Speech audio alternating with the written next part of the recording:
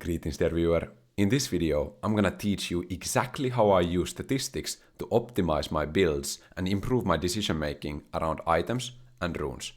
For this video, I'm gonna be using the free version of Coachless so that this would be as helpful to as many people as possible. The fundamental difference between Coachless and other stat sites is the concept of win probability added. If you sort items by win rate and think that win rate is a good metric, I got bad news for you, okay?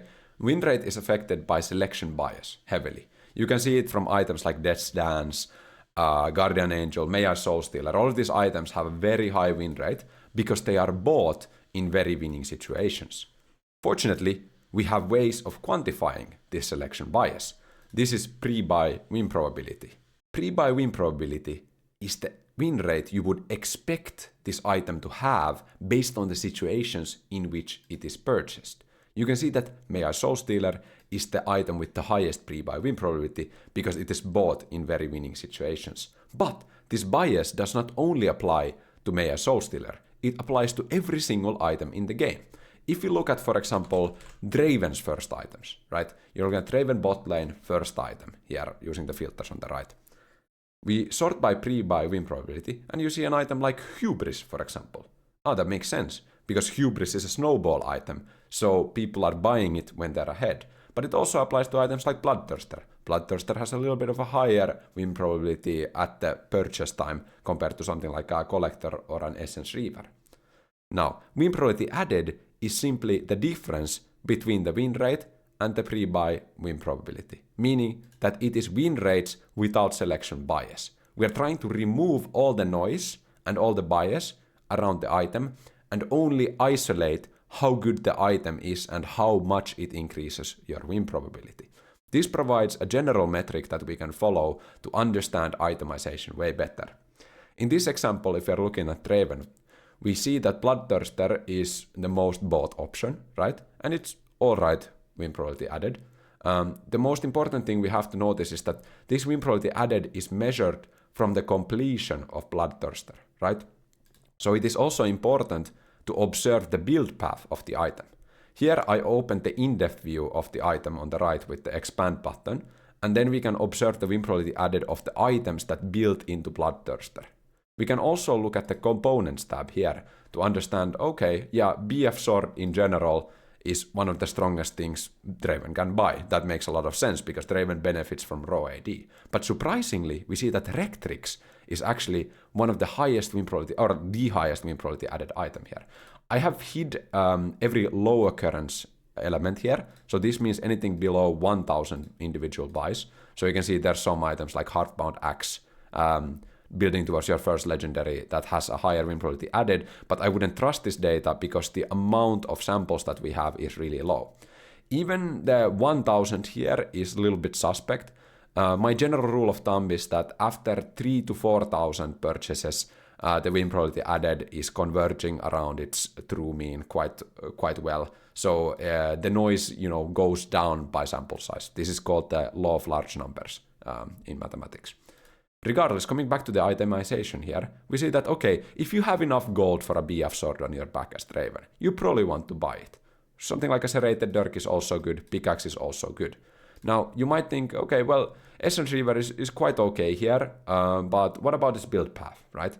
Because this is like the other major item that people are building on Draven. And then we see, yeah, probably I don't want to build Essence Reaver first, because the build path is already causing me to lose a lot of win probability, right? This is measured from Shen's purchase until the end of the game, okay? So it kind of includes the effect of Essence Reaver, but if it doesn't get built into Essence Reaver, it's gonna be even worse. But in this case, you should look at the components always, especially at first item, and not just observe the legendary items. When we go to more like second, third, fourth plus items, then the build paths don't matter as much because the components don't stay in your inventory for that long. Now I'm going to show you an example because previously I was learning Swain top lane, and I would like to kind of get an idea of how Swain top itemizes. Now, we could use the items tab for this and get an overview, but we can also use the builds tab to get a quick look using the overview tab here to understand how Swain itemization works in the top lane. So first of all, we see that, okay, Summon Aerie is probably the best keystone. The other main keystone is Conqueror, but it is almost 3% lower win probability added than Summon Aerie. And for runes and other pre-game options like spells, win probability added is super good at measuring like how good that rune actually is. Because the way we compute these statistics here is that we actually model player skill as well as draft to understand which team was winning in Champion Select. And then we look at the outcome of the game, and if we average these two using the pre-game win probability as well as the win rate, then we can get an understanding of what are good spells, what are good runes. And this works super well because these are isolated choices, right? Except you take two at a time. So we'll see something like, okay, Flash is minus 0.04 win probability added. This doesn't mean you shouldn't take Flash, right? Because Flash is being taken in almost every single game that you have on Swain. But the thing is that there are a lot of Flash teleport games, and because these are correlated with each other, their win probability addeds will be slightly correlated as well. So the teleport games here are bringing down Flash's win probability added. If something is taken in every single game, you can't really isolate how big of an impact it has, because all of the examples are using Flash, right? But we see that for secondary summoner spell, Ghost and Ignite tend to be much better than Teleport in Swain top lane. And actually for most top laners in general. So if we look at spells sorted by win probability added in top lane, we see that Heal, Ignite, Barrier, Ghost, Exhaust, these are all, combat summoners. They are tending to be better than Teleport, and then Flash is right in the middle at plus, 0 or minus 0, whatever. It's like exactly 50% win rate because almost every single top laner takes Flash. Now coming back to the builds for Swain in particular, we can filter by our starting item if we so wish, but you always have to make a trade-off between like sample sizes. In this case, I will filter by Summon Aerie here, so we are only going to be looking at Summon Aerie games for Swain top lane in particular. And now we see something interesting. So my friend Husum is a Swain one trick, right? And he invented this build of Frozen Heart top lane. And you can see it has a lot of statistic background, because Frozen Heart is statistically much stronger than some of the other items that you could be building first item. You can see that in top lane, something like a Blackfire Torch, now be mindful of the number of buys here again, is not as strong as a tank item like Frozen Heart, right? So Frozen Heart is going to be your best rush option against targets that deal physical damage. Now we can further kind of like understand, are there conditional advantages to Frozen Heart by using the items tab here. And I'm going to open up the in-depth view and look at the WPA by enemy damage. And this is now specifically the enemy team composition, right? So when the enemy team composition is majorly physical damage, the win probability added of Frozen Heart is even better than on average, which makes sense. It is also being built much more against physical damage and mixed damage compositions than heavy magic damage compositions. But even in the games where the opponents have heavy magic damage, Frozen Heart is not a bad item. Now, something like Abyssal Mask tends to be a similar item to Frozen Heart in it that it is a situational tank item that's quite strong. In this case, the amount of buys that we have, there's 1.3k for this particular data selection, is quite low. So the variance in these numbers can be quite high. So always remember to look at the number of buys to kind of understand, okay, well, should I be trusting this how much? If you're looking at an item like, for example, Rylai's Crystal Scepter, which has 18,000 purchases, then you can be quite sure, okay, these are trustworthy numbers, right? And we can filter by other things as well. So if we think about Rylai's Crystal Scepter, we might have a hypothesis that, for example, enemy range has a lot to do with Rylai's Crystal Scepter's effectiveness. And you can see that there's small changes here. So when the enemies have a lot of high-range champions, Rylai's Crystal Scepter isn't as good, because you can't kite opponents that well. But with normal and low range, it's a little bit better. But again, this is quite low differences, so I wouldn't put too much emphasis on it. Just for fun, let's see if enemy tankiness has any effect. So when they have super tanky characters, it's not as useful.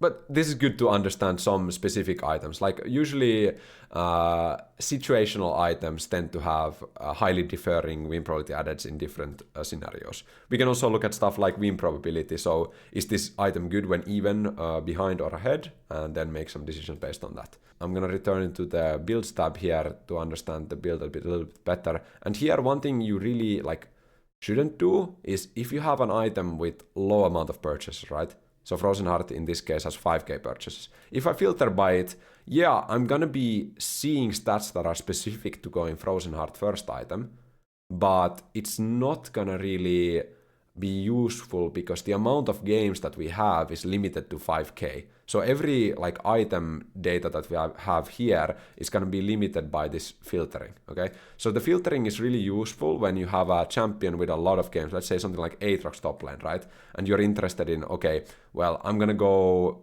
Well, you shouldn't go Spear of Shojin first because Sundered Sky is way better on this champion. It's actually crazy how good Sundered Sky is on Aatrox.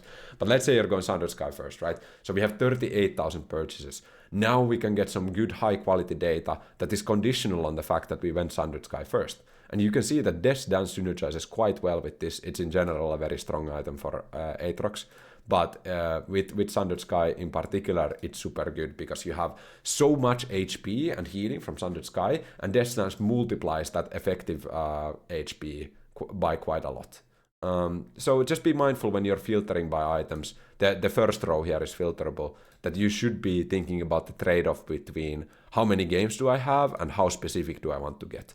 But if you're looking at meta AD carries, let's say you're looking at a Kai'Sa build something, Kai'Sa in the bot lane, then we have 400,000 games, bro. We have all the sample size we want. We can filter by anything. We can filter by Lethal Tempo, we can filter by Kraken Slayer, then we can go Ginsus as well. And now we look at the third and fourth plus items with great specificity because we are filtering by this particular build. Let's say you really want to build Kraken Slayer, Ginsus, Rageblade, then you can understand, okay, Dusk and Dawn is really good with these particular items and it has 200k purchases. So in this case, the meta build is probably the most superior build, which is good. So Kai'Sa players have optimized their build quite well.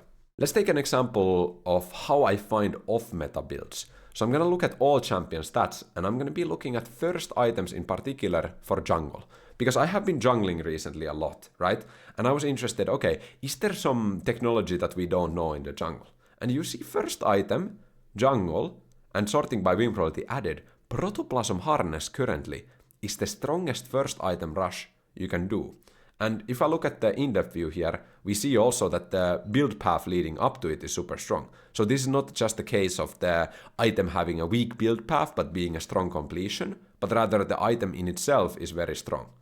And this actually, well, I should go back in time because I started promoting this build of Protoplasm Harness in 16.2.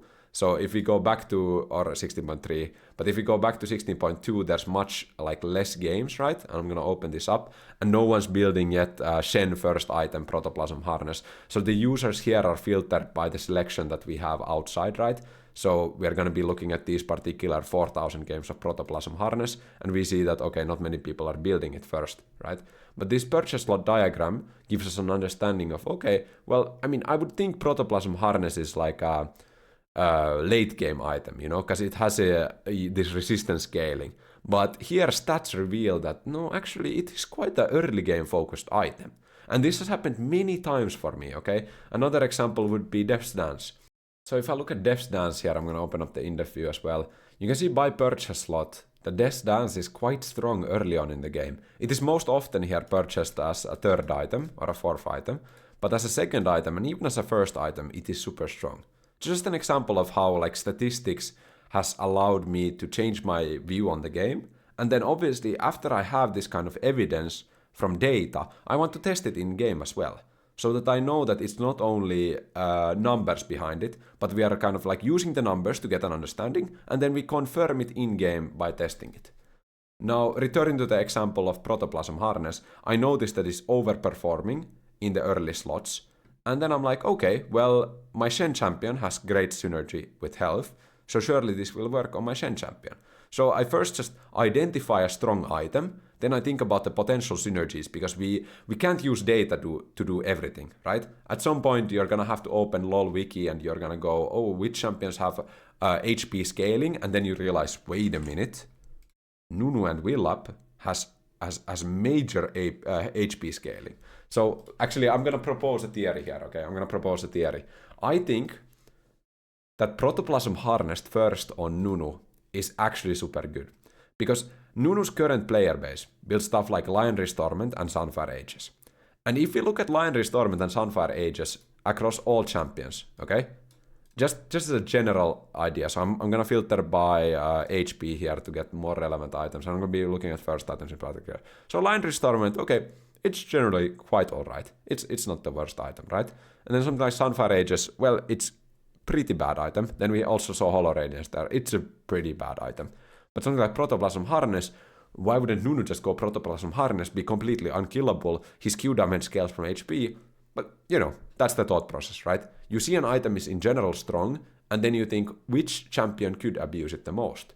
In cases where you have already, like, a lot of data, for example, Dusk and Dawn first item, you can just use the Users tab here to get an understanding of, oh, okay, well, you know, Elise is probably a very strong Dusk and Dawn user. Something like Mordekaiser as well. I'm filtering by jungle in particular, so maybe Mordekaiser jungle is not played that much. Let's find Dusk and Dawn here, yeah. So now this is going to be for all roles. And we see that Mordekaiser, probably top lane, is actually a very good Dusk and Dawn user as well. And Elise and Fizz. But this allows you to get an understanding of who are the, let's say, frequent users, for example. So Echo is the champion that buys Dusk and Dawn the most. And then who are the best users. But that's a way to find off-meta builds. Lastly, I want to look at runes in particular for Shen.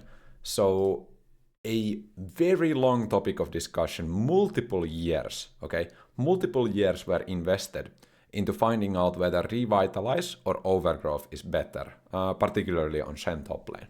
And the way I ultimately ended up making the choice was that I went into replay and I calculated how much usefulness does Revitalize give in a match. So how much of the healing and the bonus shielding is actually useful. A lot of this healing is actually increased Nexus healing from being in the fountain, and a lot of the shielding is shielding out of combat. So if you're using a Q but you're not hitting anything, or E to activate passive shield and you're not hitting anything, so not all of this stat is useful.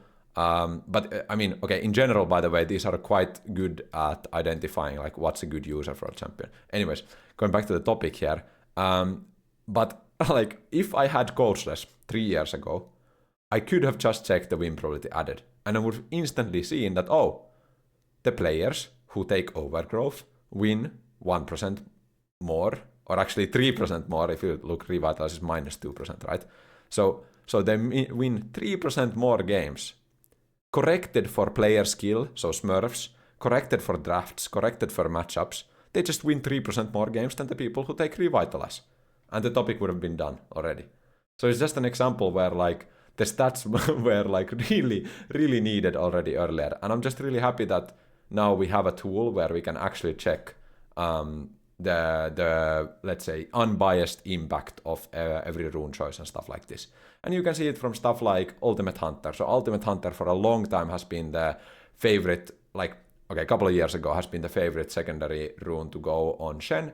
But then a couple of years ago, people started realizing, I started realizing approach velocity, biscuits, and now approach velocity plus magical footwear is the best combination. And you can just see it directly from the win probability added that, oh, well, correcting for all the known causes of bias, approach velocity players just win 2.5% more games than the Ultimate Hunter users. In this case, Ultimate Hunter's win probability added is being dragged down by cheap shot quite a bit. So the people who are still taking cheap shot, this is complete bait, by the way. You should always go sudden impact. This is like, except if you have a lane where you cannot E in, like for example versus a Tryndamere, cheap shot could be better, but even then you would go approach velocity. But in general, sudden impact is better on Shen than cheap shot.